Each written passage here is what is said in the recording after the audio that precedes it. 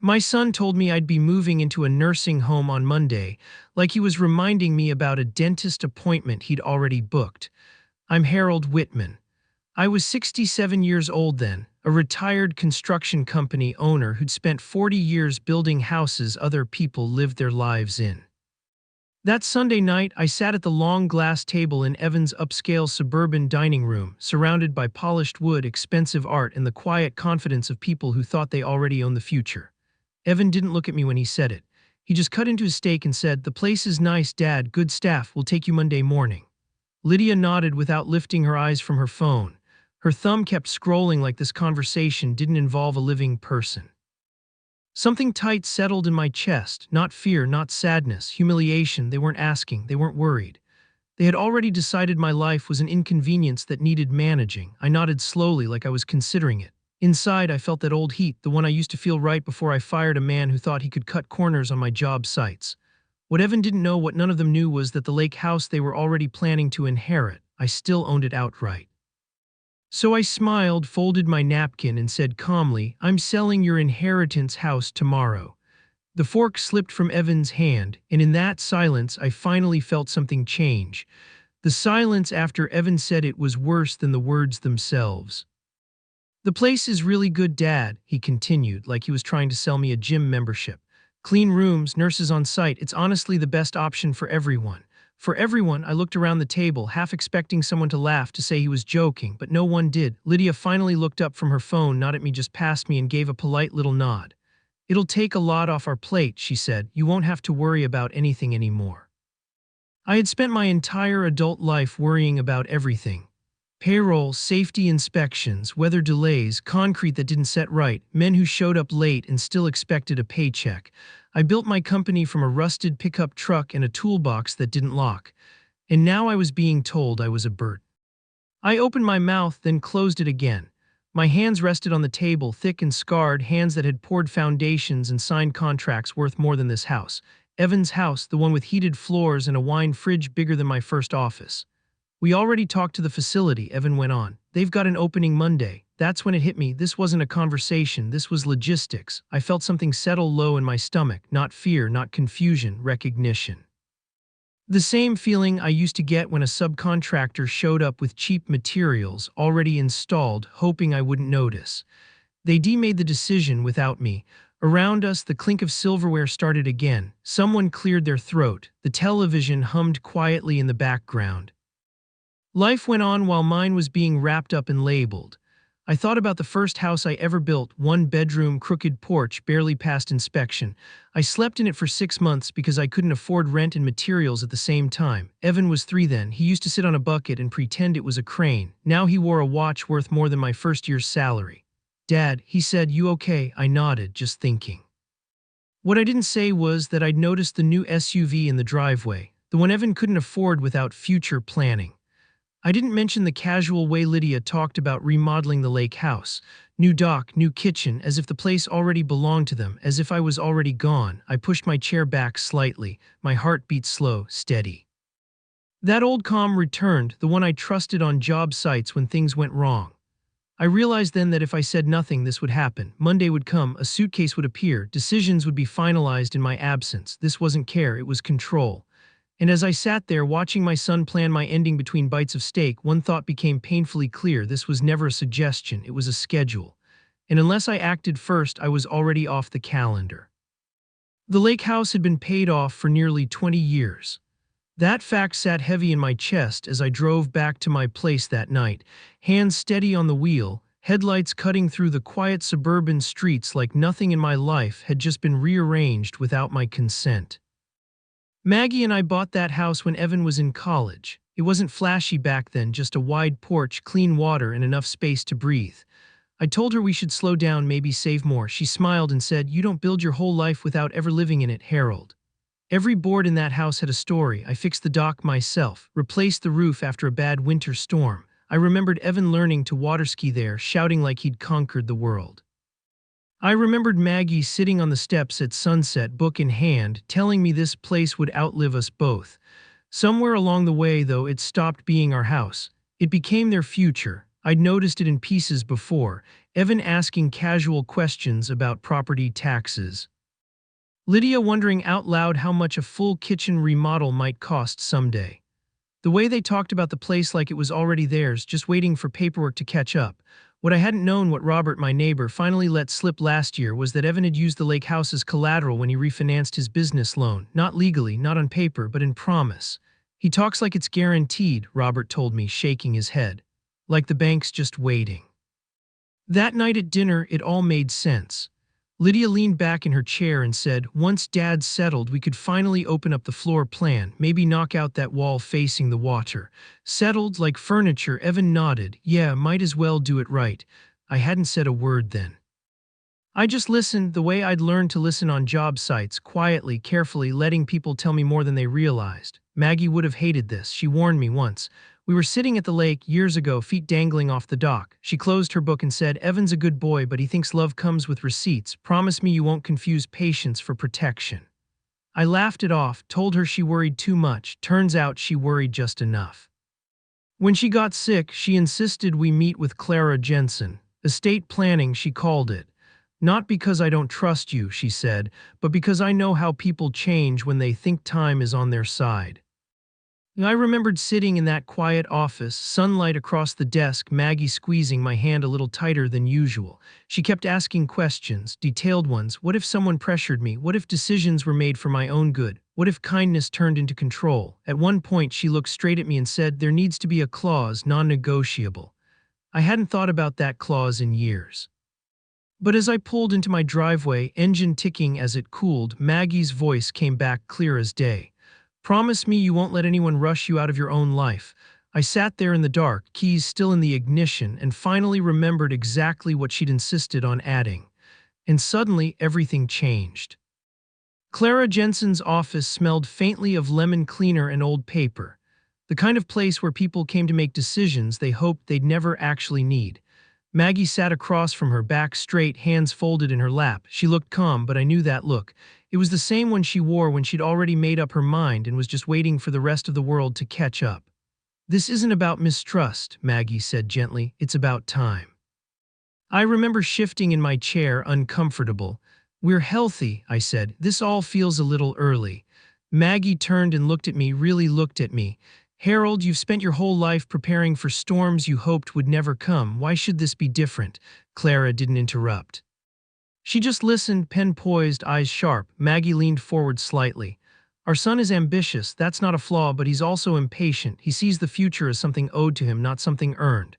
I wanted to argue, Evan was a good kid. He made mistakes, sure, but who didn't? I told Maggie she was reading too much into things. She smiled sadly. I hope you're right, she said, but if I'm not, I need to know you'll be protected. That word stuck with me, protected. Clara cleared her throat. What your wife is suggesting, she said, is a living trust with specific safeguards. She explained it calmly, like she was describing the weather. Assets placed in the trust, full control retained by the grantor. Clear language that no decisions could be made on my behalf without my consent. In the lake house, Maggie asked. Clara nodded, especially the lake house.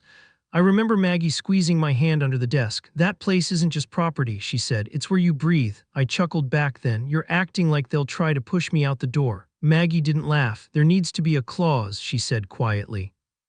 One that ensures no one can force a sale, a move, or a transfer unless you initiate it. Clara wrote it down. That's doable. I signed the papers without really reading them. I trusted Maggie, trusted my family, trusted that love would always outweigh convenience. After Maggie passed, I filed the documents away and forgot about them. Life moved on. Evan grew older. Lydia entered the picture. The house stayed quiet until it didn't. Sitting alone in my driveway now, Maggie's words came back sharper than ever. I went inside, pulled the old file box from the closet, and opened it with hands steadier than I felt. There it was, plain language, black ink. The trustee retains full authority over all assets until voluntary transfer or sale is initiated by the trustee alone. I read it twice, then a third time. My name was printed clearly at the top. Harold Whitman, trustee. I exhaled slowly, the kind of breath that resets your spine. Maggie hadn't hidden this from me. She'd hidden it from me because she knew something I hadn't wanted to accept. The trust gave me absolute control, but only if I acted first. Monday wasn't the first time Evan tried to put me somewhere out of the way. It just happened to be the first time he said it out loud. Looking back, the signs had been stacking up for years, quiet moments, small dismissals, things easy to excuse if you didn't want to see them. Evan stopped asking for advice about 10 years back, not gradually, all at once. One day he just decided experience was outdated. I'd spent 4 decades running crews, negotiating contracts, keeping people employed during recessions. But when Evan started his own business, he brushed off every suggestion I made. "Times are different now, Dad," he'd say with a tight smile. "That's not really how it works anymore." At first, I let it go. Kids grow up. They want to prove themselves. That's normal. But then came the gatherings, Thanksgiving 3 years ago. We were all sitting around the table when someone asked Evan about a delayed project he'd been bragging about. Before I could answer, before I could offer context, Evan laughed and said, "Dad still thinks everything can be fixed with a handshake and a toolbox." The table chuckled politely. I smiled, took a sip of my drink, said nothing. Christmas after that, Evan joked about my flip phone, held it up like a museum piece. "You sure you don't want us to get you something more modern?" More laughter. Lydia once referred to my place as that little house in front of her friends, like it was something embarrassing we all pretended not to notice. Each time I told myself it didn't matter.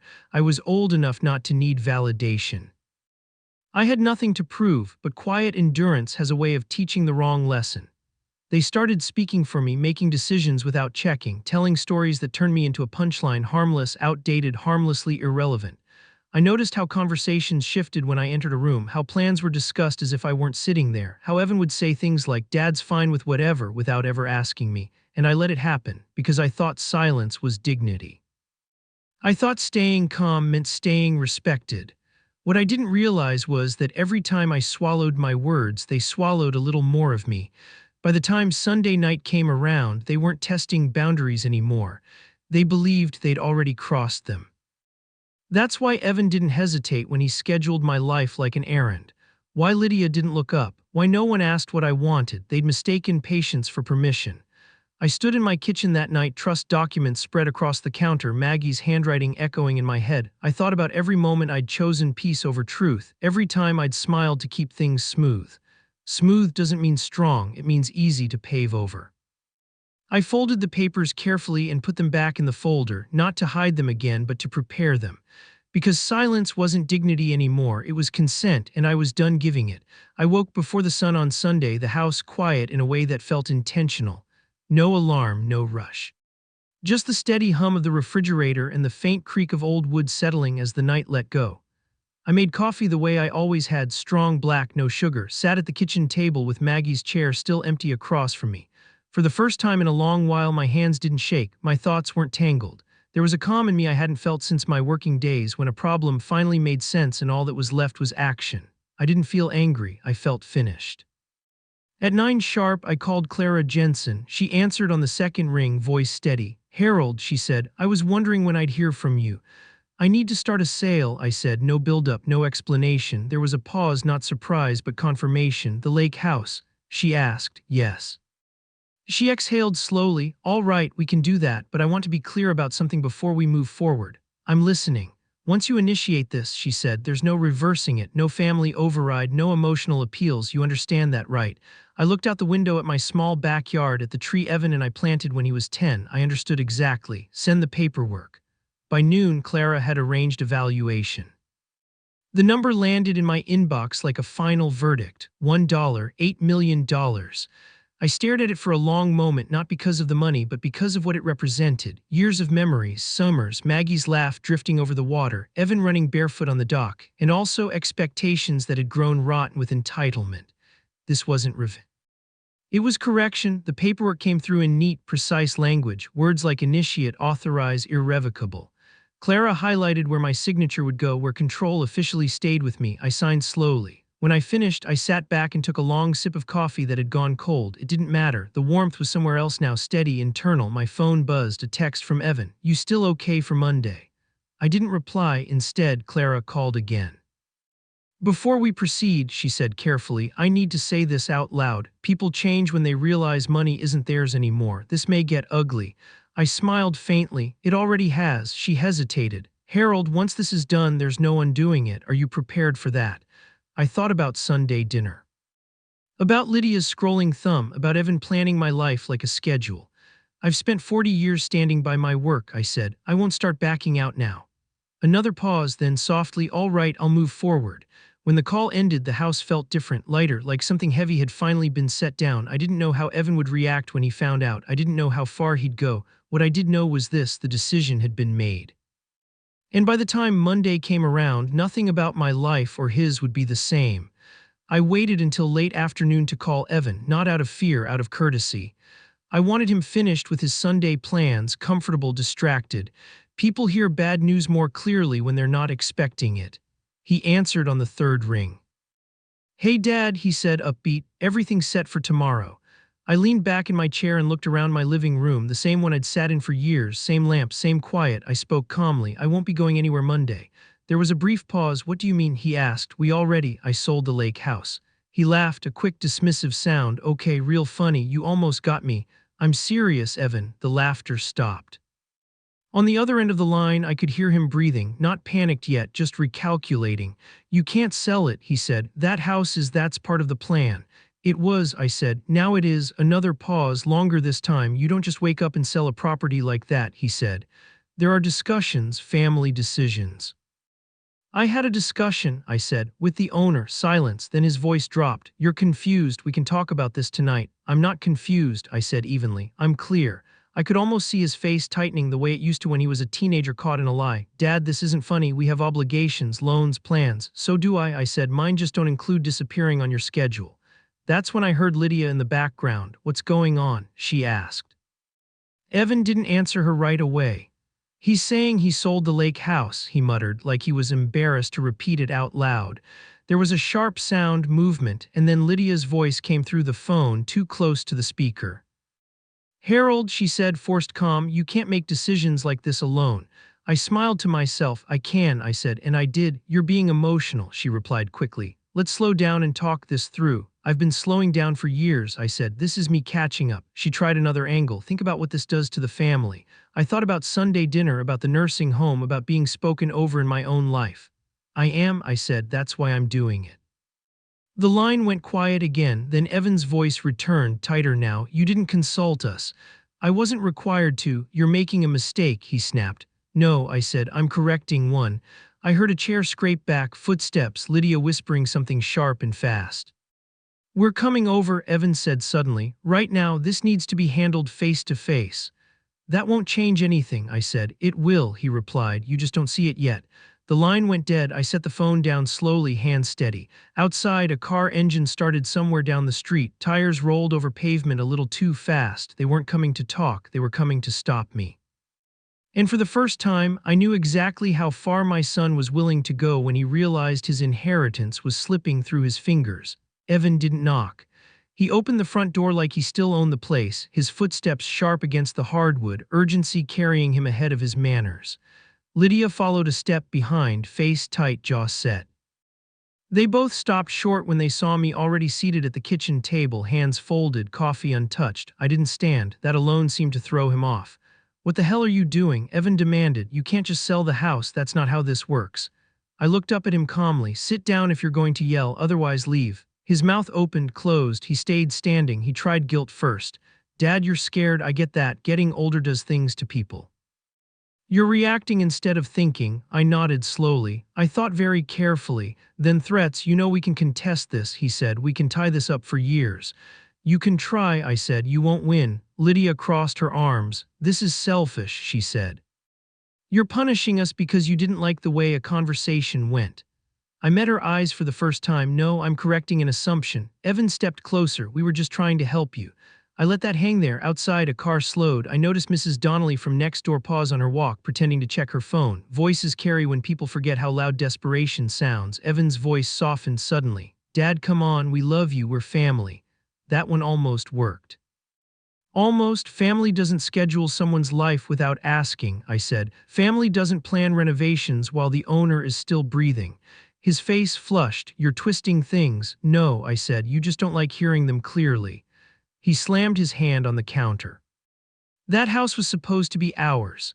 There it was, not eventually, not someday, already theirs." I stood then, not quickly, not aggressively, just enough to remind him that I was still very much present. That house was never yours, I said. You just grew comfortable acting like it was. For a moment, no one spoke. The power in the room had shifted, and they both felt it. Evan wasn't managing me anymore. He was reacting to me. That was new. You think you're being clever, Lydia said quietly, but you don't know what this does. I tilted my head. I know exactly what it does. Evan looked around the kitchen like he was searching for leverage. His voice dropped. Mom wouldn't have wanted this. That one landed hard. I inhaled slowly, then reached into the drawer beside me and pulled out a thick envelope, cream-colored, my name written in Maggie's careful hand. His eyes locked onto it. Don't, he said. I placed it on the table between us. Your mother did want this, I said. She planned for it. Evan swallowed. Lydia took a step back. There's a letter, I continued. She wrote it years ago for this exact moment. Evan stared at the envelope like it might explode. You didn't think she saw this coming, I said quietly, but she did. Outside, Mrs. Donnelly stopped pretending. She watched openly now. I folded my hands again and sat back down. We're not done, I said, but before this goes any further, there's something you need to understand. I tapped the envelope once. Your mother knew exactly who you'd become. And in that silence, Evan finally realized this wasn't just about money anymore. It was about truth. I didn't rush opening the letter. That alone unsettled Evan more than if I'd torn it open. He stood there, rigid eyes fixed on the envelope like it might accuse him out loud. Lydia's confidence evaporated. She folded her arms tighter, but her face had gone pale, the way people do when they realize something irreversible is about to happen. This isn't fair, Evan said. His voice lacked force now. She didn't mean, I haven't read it yet, I said. You don't know what she meant. I slid my finger under the seal and unfolded the paper carefully. Maggie's handwriting filled the page, neat, deliberate, familiar enough to make my chest tight. I cleared my throat and began. Harold, if you're reading this, it means something has gone wrong, and if Evan is in the room with you, it means I was right to worry. Evan flinched. Maggie's voice came through every word, calm, unangry, unmistakable. Our son isn't cruel, but he is entitled. He mistakes patience for permission and love for inheritance. He believes what comes next belongs to him simply because he arrived first. Lydia's eyes dropped to the floor. I continued. If he is pushing you aside, if he is deciding your life without your consent, then you must not yield. I trust you to know the difference between kindness and surrender. I felt my throat tighten, but I kept reading. You built your life with dignity, Harold. You don't owe anyone the right to erase it for convenience. Especially not someone who should be protecting you. Evan shook his head slowly.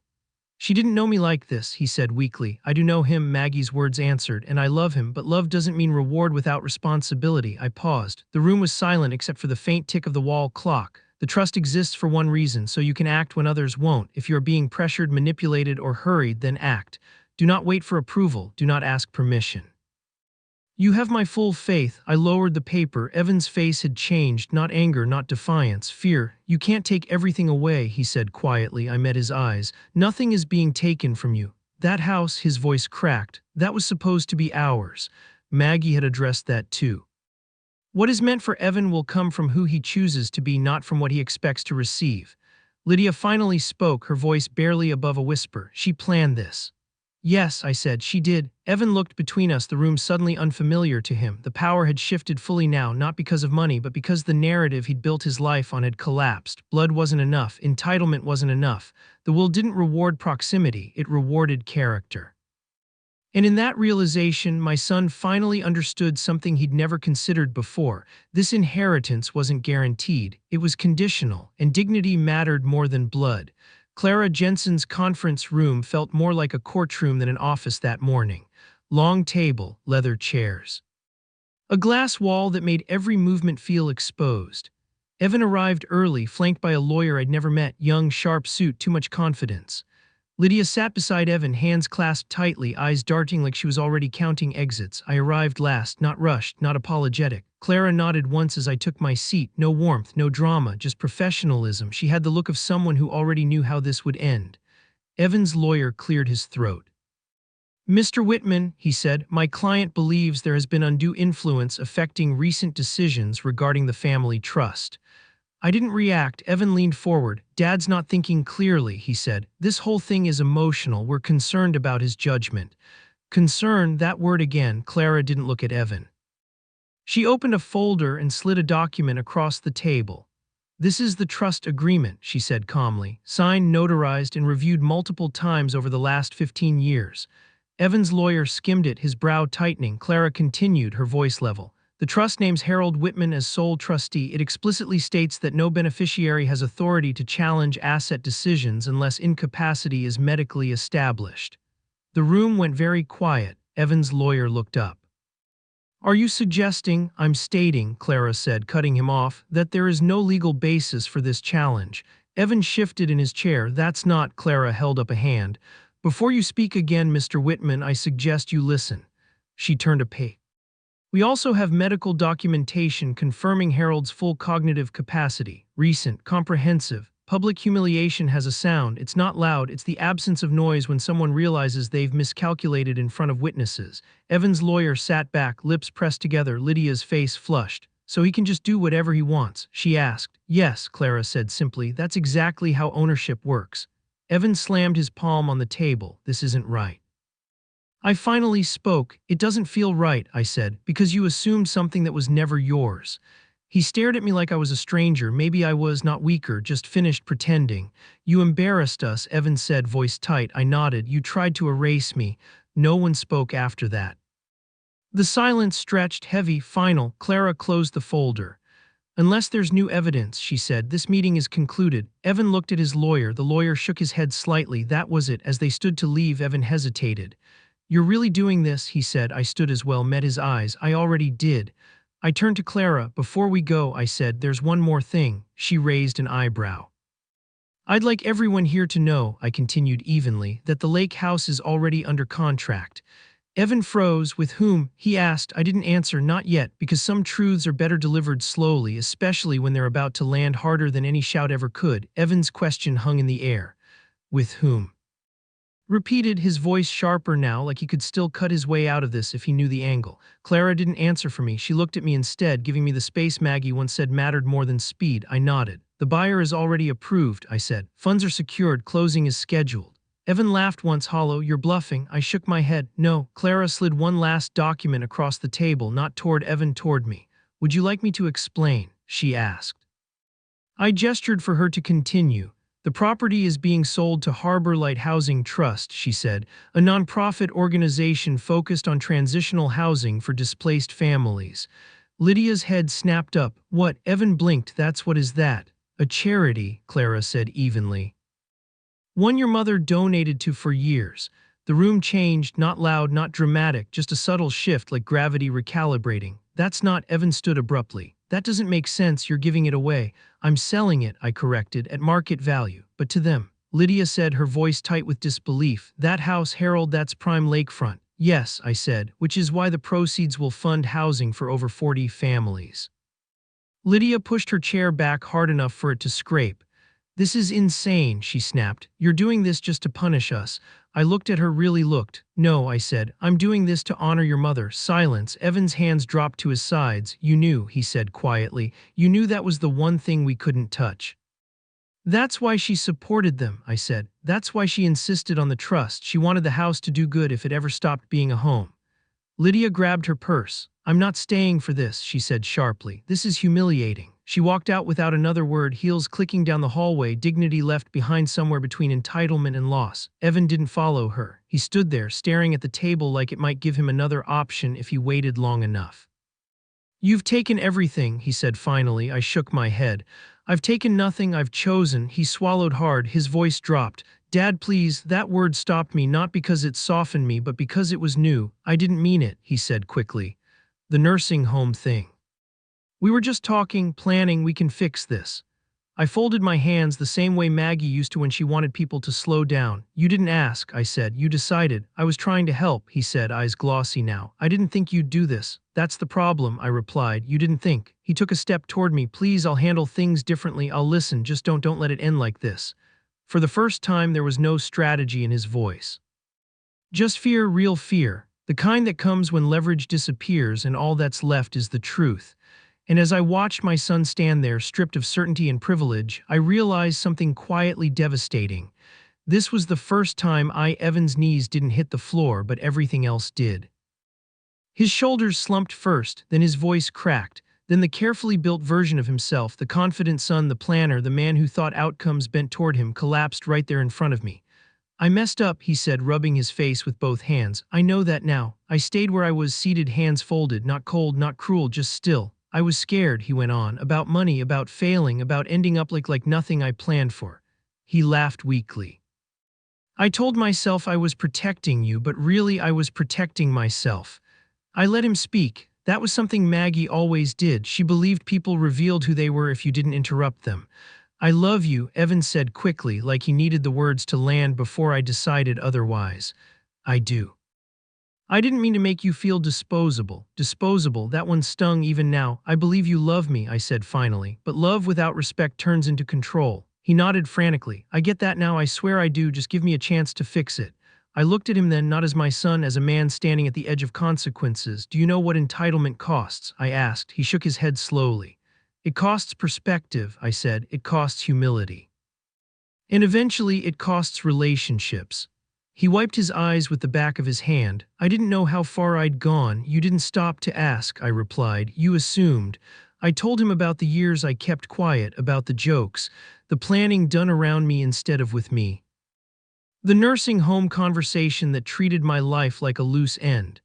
You didn't wake up one day cruel, I said. You practiced it slowly, comfortably. He flinched but didn't argue. I'm not punishing you, I continued. I'm ending a pattern. He swallowed hard. So that's it. I considered that question longer than he expected. No, I said, that's not it. Hope flickered across his face.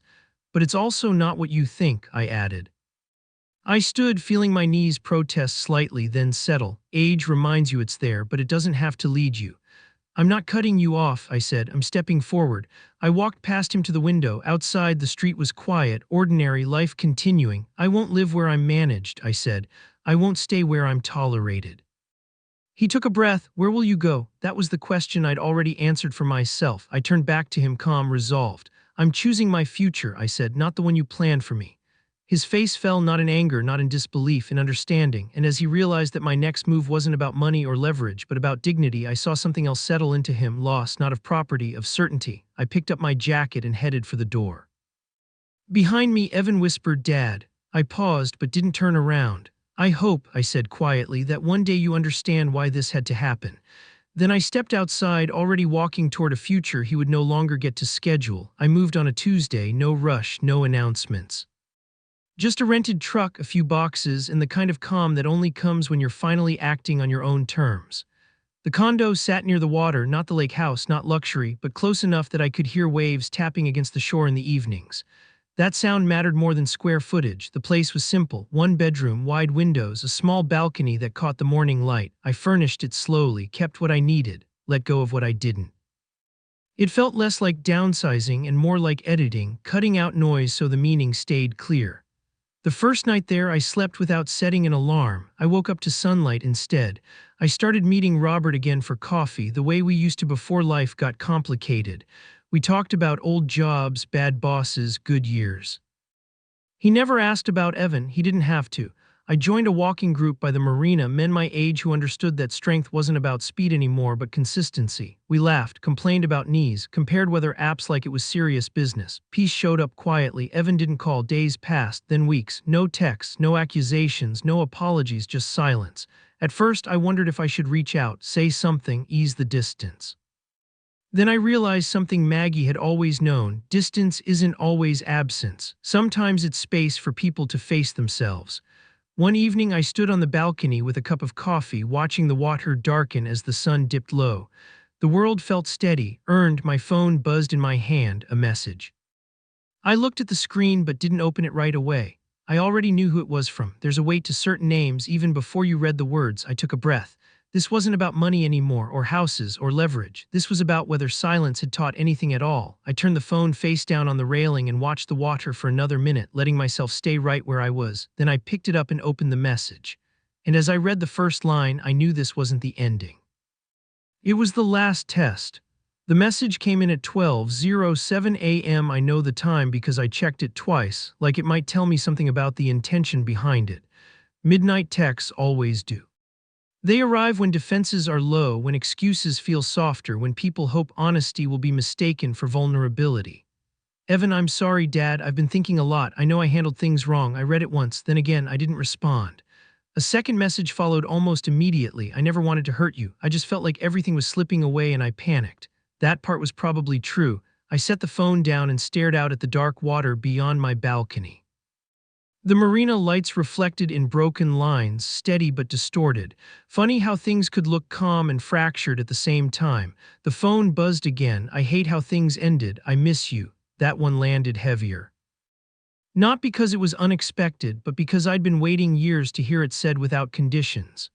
Then came the next message. I'm in a tight spot right now, just until I get back on my feet. I wouldn't ask if it wasn't important. There it was, not loud, not aggressive, just slipped in quietly like it always had been. I exhaled slowly.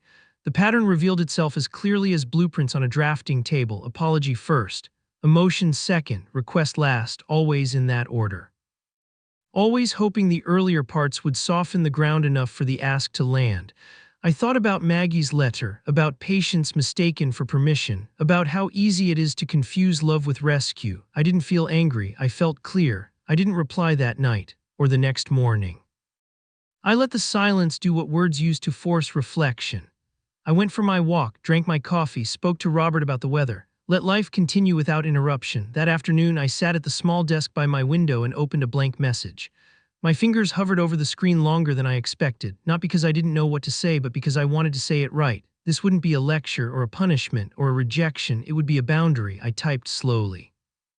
Deleted a line, started again. I thought about the man I'd been, the man I was now, and the man I wanted Evan to become, whether I was there to witness it or not. When I finished, I read it twice. It wasn't cruel, it wasn't forgiving either, it was honest.